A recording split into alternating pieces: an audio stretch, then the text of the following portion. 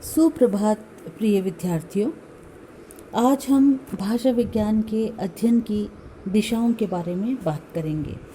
मैं डॉक्टर शालिनी मूलचंदानी, सह आचार्य एवं विभागाध्यक्ष हिंदी, राजकीय डूंगर महाविद्यालय बीकानेर से। आज हम बात करेंगे भाषा विज्ञान के अध्ययन की दिशाओं के बारे में। जब किसी भाषा के विशिष्ट काल का संगठनात्मक अध्ययन किया जाता है तो उसे वर्णनात्मक अध्ययन कहते हैं। प्रसिद्ध विद्वान पाणिनि के अष्टाध्यायी में इस प्रकार का भाषा अध्ययन प्रस्तुत किया गया है। इसमें भाषा के संज्ञा, सर्वनाम, क्रिया तथा विशेषण आदि की वर्णनात्मक समीक्षा करते हुए ध्वनि, शब्द, वाक्य आदि पर विचार किया जाता है। भाषा की सब इकाइयों पर अध्ययन करते हुए उनसे संबंधित नियम निर्धारण किया जाता है। भाषा के सीमित काल का ही अध्ययन होता है, फिर भी इसका प्राचीन काल से विशेष महत्व रहा है। इस प्रकार के अध्ययन में भाषा के साधु असाधु रूपों पर चिंतन करते हुए उसके ध्वनि, शब्द आदि इकाइयों रूपी शरीरांग के साथ उसकी अर्थ रूपी आत्मा पर भी विचार किया जाता है।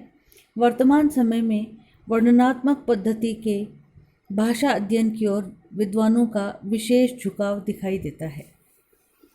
भाषा अध्ययन का दूसरा क्षेत्र है ऐतिहासिक अध्ययन।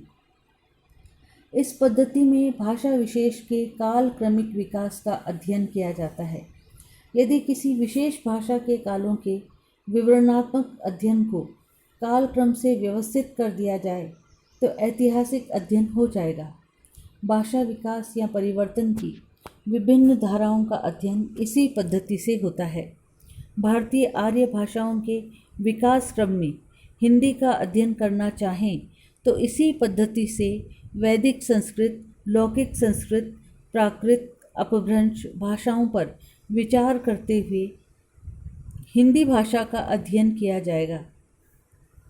यदि हिंदी शब्दों का उद्भव और विकास जानना चाहेंगे तो संस्कृत, पाली, प्राकृत और अपभ्रंश के साथ हिंदी का कालक्रमिक अध्ययन करना होगा। यथा कर्म संस्कृत का शब्द है, प्राकृत में आके ये कम बना और हिंदी में इसे काम कहा गया। भाषा चिर परिवर्तनशील है। समय और स्थान परिवर्तन के साथ भाषा में परिवर्तन होना स्वाभाविक ही है। समय समय पर भाषा की ध्वनियों, शब्दों तथा वाक्यों में ही नहीं, अर्थ में भी परिवर्तन होता रहता है। यह परिवर्तन हमें ऐतिहासिक पद्धति के अध्ययन से ही ज्ञात होता है। भाषा विज्ञान के अध्ययन की तीसरी पद्धति तुलनात्मक पद्धति है। भाषा अध्ययन की जिस पद्धति में दो या दो से अधिक भाषाओं की ध्वनियों, वर्णों, शब्दों, पदों, वाक्यों और अर्थों की तुलना की जाती है उसे भाषा अध्ययन की तुलनात्मक पद्धति कहते हैं। इस अध्ययन के अंतर्गत एक भाषा के विभिन्न कालों के रूपों का तुलनात्मक अध्ययन कर उसकी विकासात्मक स्थिति का स्पष्ट ज्ञान प्राप्त करते हैं। एक भाषा की विभिन्न बोलियों की समता विषमता जानने के लिए भी भाषा अध्ययन की इस पद्धति से ही ज्ञात होता है। इसका प्रबल प्रमाण है कि प्रारंभ में इसके लिए तुलनात्मक भाषा विज्ञान नाम दिया गया था। यह भी सत्य है कि बिना तुलनात्मक अध्ययन दृष्टिकोण अपनाए बिना किसी नियम का निर्धारण अत्यंत कठिन होता है। भाषा परिवार के निर्धारण में भी तुलनात्मक अध्ययन आवश्यक होता है। भाषा की सरसता, सरलता और विशेषताओं को स्पष्ट रूप से रेखांकित करने के लिए तुलनात्मक अध्ययन सर्वाधिक उपयोगी होता है। चौथा है प्रयोगात्मक पद्धति। भाषा अध्ययन का महत्व दिन प्रतिदिन बढ़ रहा है। इसे देखते हुए भाषा अध्ययन की इस नई पद्धति का प्रारंभ हुआ है। इसमें भाषा के जीवंत रूप का व्यवहारिक ढंग से अध्ययन किया जाता है।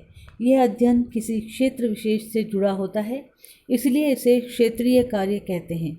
इस पद्धति के अध्ययन में अध्येता को किसी क्षेत्र विशेष में जाकर संबंधित भाषाभाषी से निकट संपर्क करना होता है। प्रायोगिक अध्ययन में किसी भाषा या बोली की ध्वनियों, शब्दों, वाक्यों के साथ बोलने वाले की भाषा में प्रयुक्त मुहावरे, कहावतों आदि की प्रयोग स्थिति भी अध्ययन किया जाता है।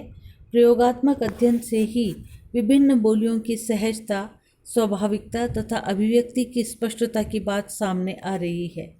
जैसे जैसे क्षेत्रीय भाषाओं के प्रयोग की बात जोर पकड़ रही है, वैसे वैसे इस पद्धति के अध्ययन में गति आ रही है। वर्तमान समय में विभिन्न विद्वानों की भाषा विशेषताओं को जानने के लिए भी प्रयोगात्मक पद्धति अपनाई जाती है। आधुनिक भाषा विज्ञान में प्रयोगात्मक पद्धति विशेष महत्वपूर्ण है।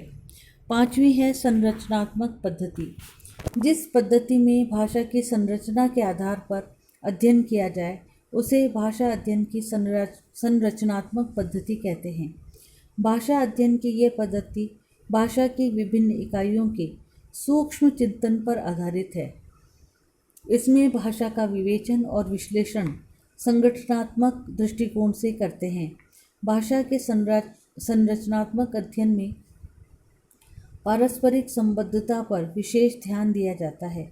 वर्णनात्मक भाषा अध्ययन में भी यत्र तत्र संरचनात्मक रूप उभर आता है। वर्णनात्मक पद्धति और संरचनात्मक पद्धति के अध्ययन में विशिष्ट अंतर यह है कि वर्णनात्मक पद्धति में भाषा की इकाइयों का अध्ययन एकाकी रूप में किया जाता है, जबकि संरचनात्मक अध्ययन में विभिन्न इकाइयों के पारस्परिक संबंध पर भी विचार किया जाता है।